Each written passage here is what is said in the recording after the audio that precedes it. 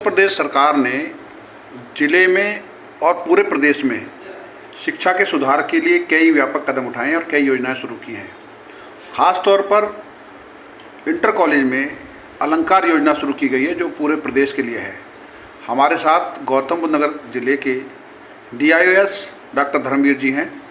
मैं जानना चाहूँगा कि अलंकार योजना क्या है और इस योजना के तहत जिले के कौन कौन से स्कूल आते हैं, साथ ही इसके जरिए क्या क्या काम होंगे। जी नमस्कार, noida.com में आपका। नमस्कार, आपका स्वागत है इसमें। जी देखिए, प्रोजेक्ट अलंकार योजना उत्तर प्रदेश शासन की बहुत ही महत्वपूर्ण योजना है, जिसमें संभवतः ये पहली बार ब्रज स्तर पर इस बात पर विचार किया गया है कि हमारे जितने भी राजकीय स्कूल हैं, जो कुछ तो ऐसे हैं 100 से भी अधिक वर्षों से पहले जिनकी स्थापना हुई थी, लेकिन उनमें किसी कारण से समय से फंड न उपलब्ध होने के कारण उनकी कंडीशन थोड़ा सा डेटोरेट होती गई है। तो वर्तमान सरकार के द्वारा एक प्रोजेक्ट अलंकार योजना लागू की गई है 2021-22 में। जी इसका उद्देश्य विद्यालयों में अगर विद्यालय जीर्ण शीर्ण है तो उसकी जगह पर नया विद्यालय का निर्माण है, और यदि विद्यालय में कुछ आवश्यकताओं की कमी है, जैसे क्लासरूम की कमी है या वहाँ शौचालय की कमी है या जो भी लैब्स की कमी है, उन सब की आपूर्ति करना। जी पहले राउंड में तो 75 साल से। हाँ जी ये राजकीय स्कूलों में गत वर्ष 2021-22 में योजना प्रारंभ हुई थी, जिसमें हर विद्यालय में एक टीम भेज करके निर्धारित शासनादेश के क्रम में एक टीम भेज करके और इन चीज़ों का असेसमेंट कराया गया था कि इस विद्यालय में किन किन मूलभूत सुविधाओं की कमी है। जी जो कमेटी की फाइंडिंग्स आई थी उसके आधार पर एस्टिमेट बना करके जिला स्तरीय एक समिति से बनाई गई है। जी जी उससे अनुमोदन करा करके शासन को प्रस्ताव भेजा गया था। जनपद गौतम बुद्ध नगर के लिए यहाँ 7 राजकीय विद्यालय हैं।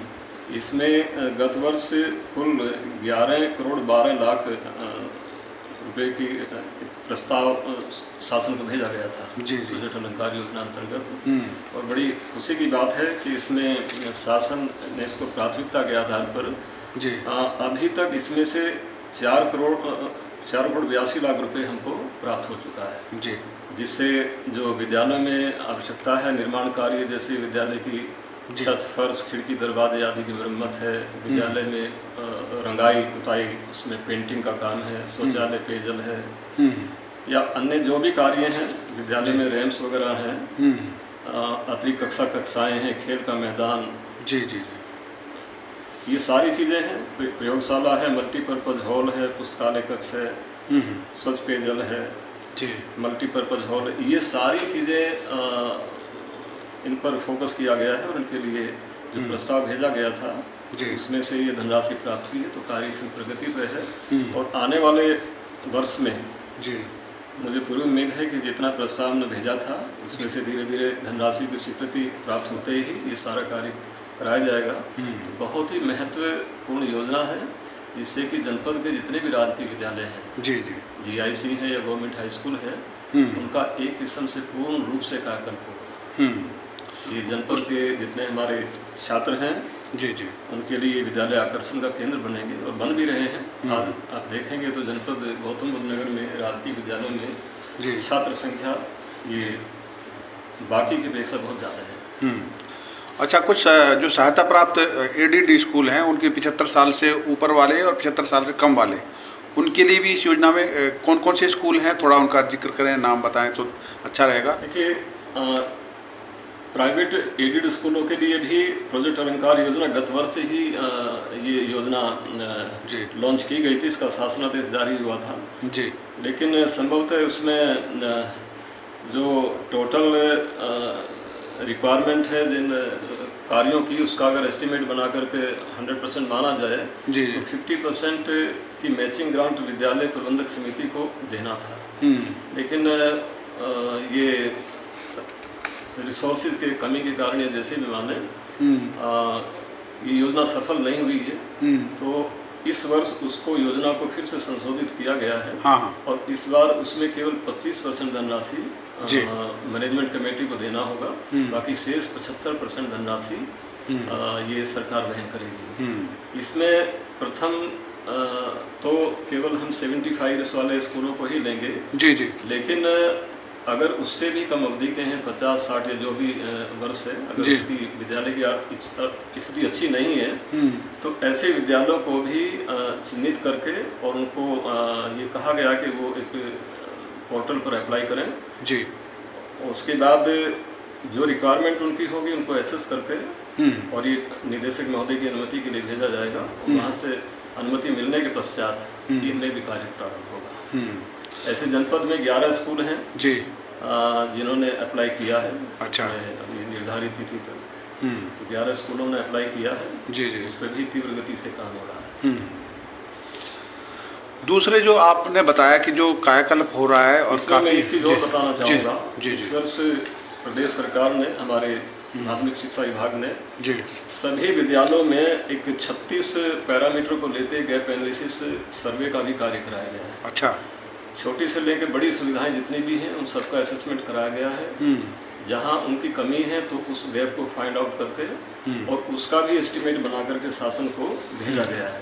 तो ये जनपद के 7 स्कूल जिनका मैंने भी चर्चा की है जी, इसमें 8 करोड़ 47 लाख रुपए का बजट की रिक्वेस्ट शासन को और भेजी गई है जी।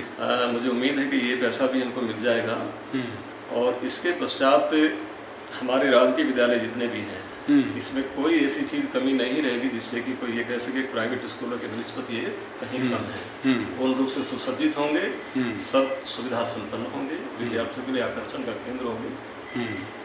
इस समय गौतम बुद्ध नगर में कुल कितने इंटर कॉलेज हैं जो सरकारी और एडेड स्कूल जी? जनपद में वर्तमान में 45 सहायता प्राप्त हाई स्कूल इंटर कॉलेज हैं जी और 7 राजकीय विद्यालय हैं जिसमें से 4 राजकीय इंटर कॉलेज हैं और 3 राजकीय हाई स्कूल हैं। क्या कोई नया कॉलेज खोलने की भी तैयारी है जहाँ पे किसी योजना में आपने शायद जैसा जिक्र किया कि गौतम बुद्ध नगर जिले में शायद एक इंटर कॉलेज और तैयार हो रहा है राजकीय? MSDP के अंतर्गत एक विद्यालय, राजकीय विद्यालय का निर्माण दादरी में चल रहा है, शीघ्र ही पूरा हो जाएगा। तो हमारा फोकस नए विद्यालय ना खोल कर वर्तमान में जो एग्जिस्टिंग विद्यालय है उनको एक्सपेंड करना है। उसी में उनको छात्र संख्या ज़्यादा हो इसलिए इंफ्रास्ट्रक्चर, अतिरिक्त कक्षा कक्ष जो भी चीज़ें उनको बढ़ाने पर हमारा फोकस रहेगा। जी जी।